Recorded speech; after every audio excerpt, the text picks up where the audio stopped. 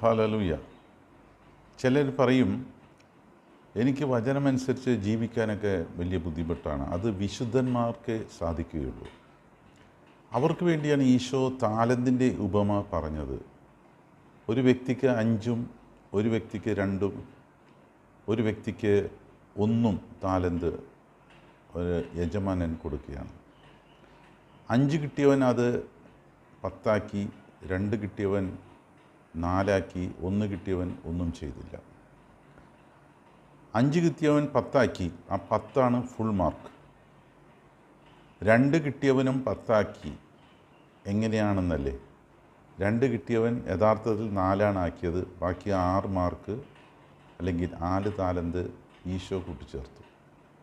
1 കിട്ടിയവൻ 2 ആക്കിയാൽ മതിയായിരുന്നു, ബാക്കി 8 താലന്ത് ഈശോ കൂട്ടിച്ചേർക്കുമായിരുന്നു. ഇതാണ് നമ്മുടെ ജീവിതത്തിൽ നമ്മൾ ഏറ്റവും കൂടുതൽ അറിഞ്ഞിരിക്കേണ്ടത്. നമ്മളാൽ കഴിയുന്നത് ചെയ്യുക, ബാക്കി ഈശോ ഫുൾ മാർക്ക് ഈശോ തരും. എന്താണ് ഫുൾ മാർക്ക്? എല്ലാവർക്കും കിട്ടുന്നത് ഒരേ സമ്മാനമാണ്, നിത്യജീവനാണ്. എല്ലാവർക്കും 5, 10 ആക്കിയത് ഫുൾ മാർക്ക്, അതൊരു വിശുദ്ധനായിട്ട് നമുക്ക് കണക്കാക്കാം. ഒരു പക്ഷേ വിശുദ്ധർക്കായിരിക്കും കൂടുതൽ ജോലി ഏൽപ്പിച്ചത്. സാധാരണക്കാർക്ക് 2 താലന്തേ തരുന്നുള്ളൂ. അവനത് 4 ആക്കുക, 10 മാർക്ക് ഫുൾ മാർക്ക് അല്ലെങ്കിൽ നിത്യജീവൻ ഈശോ തരും. 1 കിട്ടിയാൽ അത് 2 ആക്കിയാൽ മതി, ഫുൾ മാർക്ക് അല്ലെങ്കിൽ നിത്യജീവൻ ഈശോ തരും. അപ്പോൾ നമ്മളാൽ കഴിയുന്നത് നമ്മൾ ചെയ്യുക, ബാക്കിയുള്ളത് ഈശോയാണ് ചെയ്യുന്നത്. ഒരു വലിയ ഇടവകയിൽ ഒരു വലിയ ദേവാലയം പണിയുന്നു. അതിലും ചെറിയ ഇടവകയിൽ ഒരു ഇടത്തരം ദേവാലയം, ഏറ്റവും ചെറിയ ഇടവകയിൽ ഒരു ചെറിയ ദേവാലയം. പക്ഷേ എല്ലായിടത്തും ഇരിക്കുന്നത് ഒരാൾ തന്നെ, ഈശോയാണ് തന്നെ. ഒരൾത്താര, ഒരു ഈശോ. എല്ലാ ദേവാലയത്തിലും ഒരേ ഈശോ.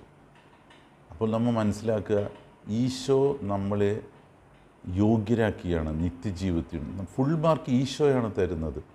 ആ നിത്യജീവിതം എന്ന് പറഞ്ഞാൽ എന്താണ്? നേരത്തെ ആദ്യം സൂചിപ്പിച്ച ആ വ്യക്തി പറഞ്ഞതുപോലെ, ഞങ്ങളെക്കൊണ്ട് ഇതൊന്നും സാധിക്കില്ല. ശരിയാണ്, നമ്മളെക്കൊണ്ട് സാധിക്കില്ല. പക്ഷേ ഈശോ ക്ഷണിക്കുന്നത് എങ്ങോട്ടാണ്? ഈശോ വസിക്കുന്ന സ്വർഗത്തിൽ വസിക്കാനുള്ള യോഗ്യതയാണ് ഈശോ നമുക്ക് നൽകുന്നത്. ഈശോ വസിക്കുന്ന സ്വർഗം, വിശുദ്ധന്മാർ വസിക്കുന്ന സ്വർഗം, അതിനുള്ള യോഗ്യതയാണ് ഈ സാധാരണക്കാരായ നമുക്ക് തരുന്നത്. അത് നമ്മൾ കൃത്യമായി ഉപയോഗിക്കുക. അതാണ് ഏറ്റവും വലിയ പ്രാർത്ഥന. ഹല്ലേലൂയ.